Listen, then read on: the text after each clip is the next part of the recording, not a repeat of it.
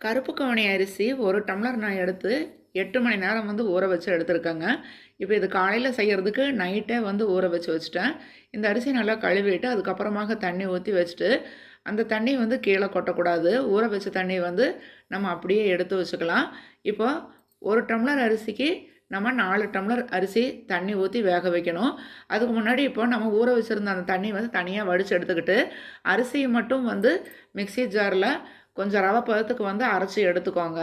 தண்ணி எல்லாம் எதுவும் ஊத்தாம ரவை பதத்துக்கு அரைச்சி எடுத்துக்கிட்டு, அதுக்கப்புறமாக குக்கர்ல கொஞ்சமாக தண்ணி ஊத்திட்டு, இப்போ நம்ம அரைச்சு எடுத்துருக்கக்கூடிய அந்த கருப்பு கவுனி அரிசி ரவை பதத்துக்கு இருக்கு இல்லைங்களா? அதை நம்ம ஒரு பாத்திரத்தில் சேர்த்துக்கிட்டு 1 டம்ளர் அரிசி நான் எடுத்திருக்கேன். அதுக்கு 4 டம்ளர் அளவுக்கு தண்ணி தேவைப்படும்.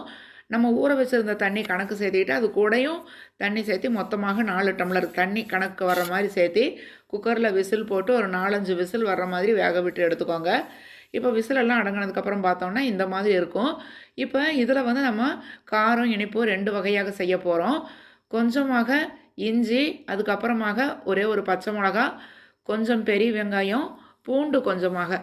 இதெல்லாம் மிக்ஸி ஜார் அல்லது இடிகள் இருந்ததுன்னா அதில் கொஞ்சம் அப்படியே 1க்கு 2ஆக தட்டி எடுத்துக்கோங்க. கொஞ்சமாக தான் போடணும். இஞ்சி, பூண்டு எல்லாமே வெங்காயமெல்லாம் கொஞ்சம் கொஞ்சமாக சேர்த்திக்கோங்க.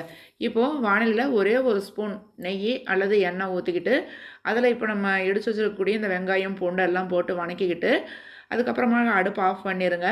இப்போ கருப்பு கவுனி அரிசி வேக வச்சு வச்சுருந்தேன் இல்லைங்களா? அதை அப்படியே இதில் ஊற்றிட வேண்டியது தான். தேவையான அளவுக்கு உப்பு போட்டு கலக்கிக்கோங்க. தேங்காய் துருவல் கொஞ்சமாக சேர்த்திக்கோங்க. செம்ம டேஸ்ட்டாக இருக்கக்கூடிய கருப்பு கவுனி அரிசி கஞ்சி நம்மளுக்கு ரெடி ஆகிருச்சு. குழந்தைகள்லாம் கூட ரொம்ப விரும்பி சாப்பிடுவாங்க. அவ்வளோ டேஸ்ட்டாக இருக்கும். கண்டிப்பாக ட்ரை பண்ணி பாருங்கள். அடுத்தது இனிப்பு கஞ்சி எப்படி செய்கிறதுன்னு பார்க்கலாம். இதே தான் இப்போ நான் கொஞ்சமாக இது இனிப்பு செய்கிறதுக்காக இந்த கஞ்சி வேக வச்சதை எடுத்து வச்சுருக்கேன். அது இந்த பாத்திரத்தில் போட்டுக்கிட்டு, அதில் கொஞ்சமாக பாசிப்பருப்பு வேக வச்சு வச்சுருந்தேன். அதையும் சேர்த்திக்கலாம். தேவையான அளவுக்கு வெல்லம் நைஸாக பொடி பண்ணி வச்சுருந்தேன். அதையும் இதில் சேர்த்திக்கலாம். இதெல்லாம் சேர்ந்து நல்லா கொதிக்கிறப்போ கொஞ்சமாக தேங்காய் துருவல், ஏலக்காய் தூளெல்லாம் போட்டு அடுப்பை ஆஃப் பண்ணிடுங்க. அவ்வளோதான். அதுக்கப்புறமாக நெய்யில் முந்திரி, திராட்சை எல்லாம் வணக்கி இதில் கொட்டியாச்சுன்னா, இது கருப்பு கவுனி இனிப்பு கஞ்சி, இனிப்பு பாயசம்னு சொல்லலாம்.